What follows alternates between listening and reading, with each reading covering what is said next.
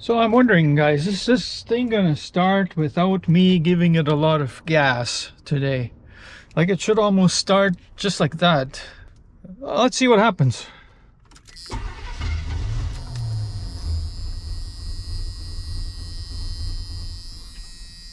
It starts right up, then it stalls. See, that was same as the other day, like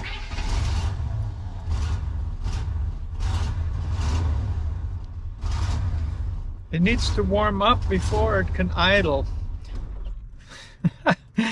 Yeah, I don't know.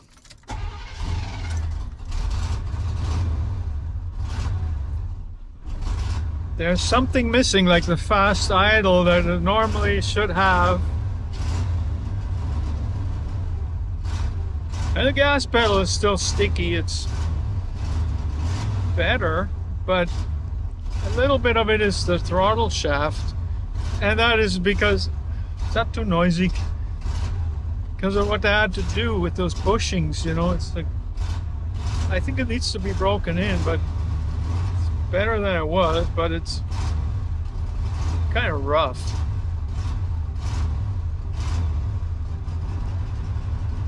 See, now it's idling high because it's stuck.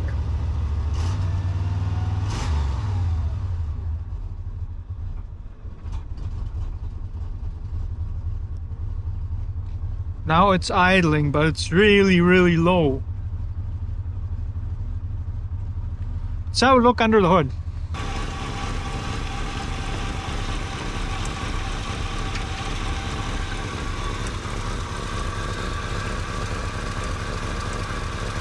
I'm happy with it idling like this.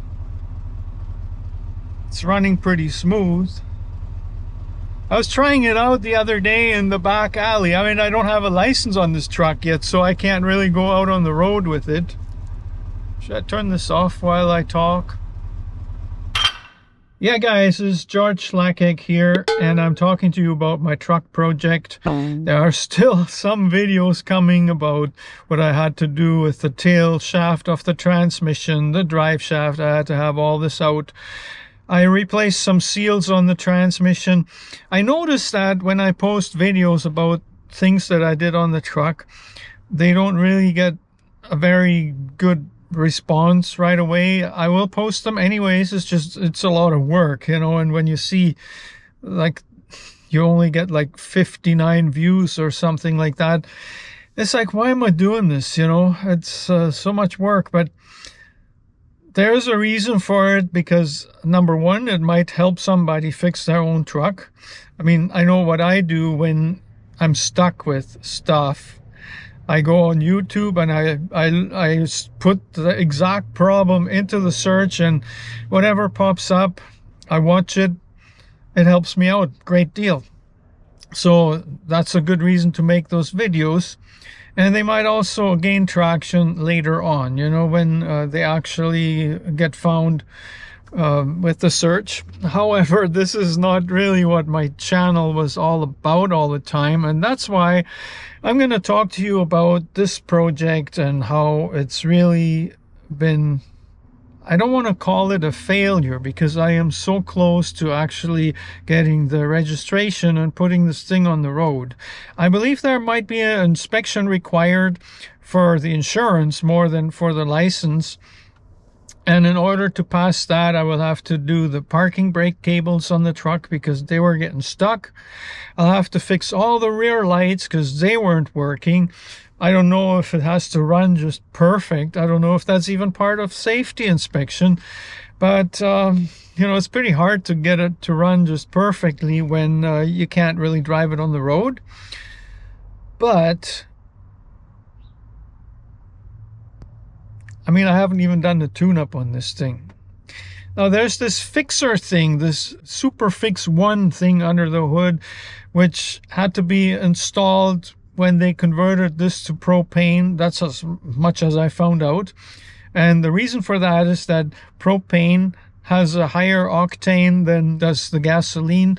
So it needs to have a more advanced ignition But there's a switch in the truck. See where you change from propane to gasoline. There's also a primer for the propane, but also the knock sensor was disconnected and it looks like somebody just cut the wire. So there might have been a reason for that. That might be related with whatever fuel it was running on. These are the things I don't know. Guys, this truck, it was supposed to be running by the summer. And this, it's Labor Day weekend, and so that's why I said I don't want to call it a failure, but I failed to get this running this summer. So now it's a race against time, and I'm sitting here talking to the audience, you guys. That's because I love to share this stuff, and like I said, you know, it probably helps somebody somewhere. It's a big deal fixing up an old truck that hasn't been running. I was in it over my head, and I'm still in it pretty high, but it's getting to be manageable. But still, even now, there are, every time I get one problem resolved, then there's another 2 or 3 or sometimes more minor problems that reveal themselves. And you know, there's such a choice of different things that still need doing. Oftentimes I don't even know, still, even now, I don't even know where I should start, what needs to be done first. See, this weekend the weather is beautiful. Perfect time for body work. You know, we might get a rainy October. What am I talking about? It's not even September yet. Well, September is a busy season in my business. I can't let this go. You know, I haven't made a whole lot of money this year, so I need to chase after that. And whatever time is left after work, well, that's for the truck. And like realistically, isn't really that much time that each of these jobs takes. But sometimes it's just deciding what to do which day, having all the stuff at hand that it takes, materials. Sometimes it hangs on one piece. The other day I got a bolt for the battery connection. I should have known that this wasn't metric. What did I do? I got an M10 bolt, and I was desperate the other day. I mean, 3/8 coarse thread. I should have tons of these kicking around, and back in the day I would have. But today things are different. I took the 10mm bolt that I had bought, and I actually, out of desperation and not wanting to go back to the store just for one freaking bolt, I took the die, I took the vise, I retapped it. It's in there. It worked. I got the knock sensor. You know, I connected it just by twisting the wire. I was looking for my soldering gun. Well, and I found it, but there was no solder. So now I got that too. I got to do this today. Solder that. Now, this whole side, the body work was done days ago. The top's already painted. The birds already pooped on it. See? And this is something I'm going to do today. That's simply because the weather is so good and I can get it done. It's done. But then if you go underneath here, I mean, look at all this. There's a limited window of opportunity to get this done. And that's before temperatures drop to the freezing. Forget about freezing. I mean, even if temperatures just drop to the single digits in Celsius, which would be in the 40s or something, I mean, it's game over. You know, you can't really count on paints and fillers and stuff to cure properly, and then, you know, this will have to wait until next year. And yeah, I was hoping to be done with it before that happens, and that's why, you know, got lots to do before that happens. And this happens to be Labor Day weekend, so the summer is gone, finished. But the truck's running and it's driving. Is it roadworthy? Almost. It's so close. I won't drag you through another repair. I'm going to be working on these parking brake cables. They're not really that hard to do. You can probably find this on YouTube yourself without watching me do it. And then the lights, well, there's a whole blob of electric tape back there where the plug is.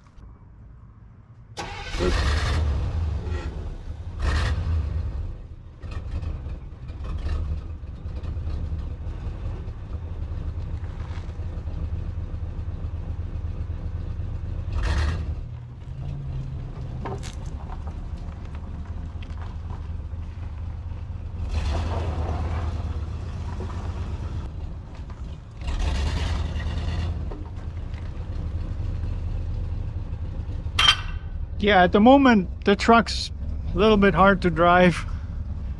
Still needs something. Oh, there it stalls. So realistically, I mean, there are spark plugs in there that are God knows how old. The wires, the ignition timing hasn't been checked. There was a propane conversion. There's all kinds of stuff still going on with this, and it's got plenty of power. I tell you, it would drive fine just on the road, but I'm kind of confined here to my back alley. That's not even technically 100%, but you know, I don't think it's counted as a public road. You know, it's like our common back alley here in the back. So I've been trying it out here just to see how it runs and stuff, and see, now it idles completely fine, but the throttle is still a little sticky.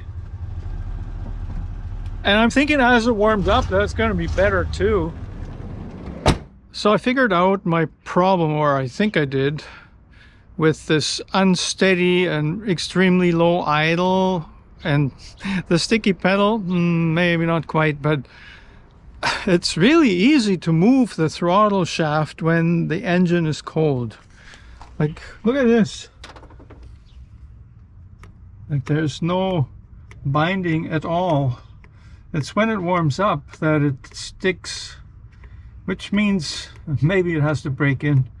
Now, the problem I had while it was stalling was this. This was unplugged. So this goes to the transmission for the vacuum modulator. So what I have to do is put a zip tie around here. And also I have to check, as I'm plugging this in, it might be coming undone from the transmission down below. Because that's where it goes. It's the vacuum modulator on the transmission that's connected there. See, this is where it goes. So this also is going to get zip ties, both ends, I think.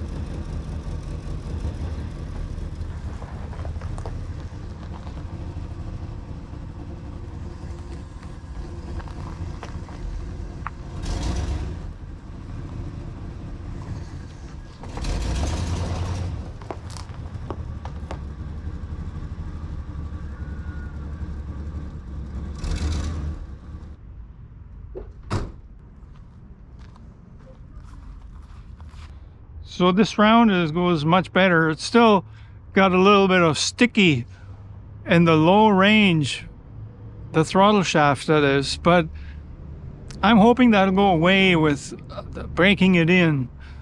It's a lot better than it was the first round, and now it doesn't stall anymore because there was a vacuum leak before. That was the reason it was stalling. So it's still not running perfectly, but it's running damn good for, you know, all the tune-up parts that are in there. They're like from whenever, you know, from whenever somebody did, maybe 15, 20 years ago, did a tune-up on this thing. I have no idea. Maybe it was only 10 years, maybe only 8. But these are old parts. They're gonna all be replaced.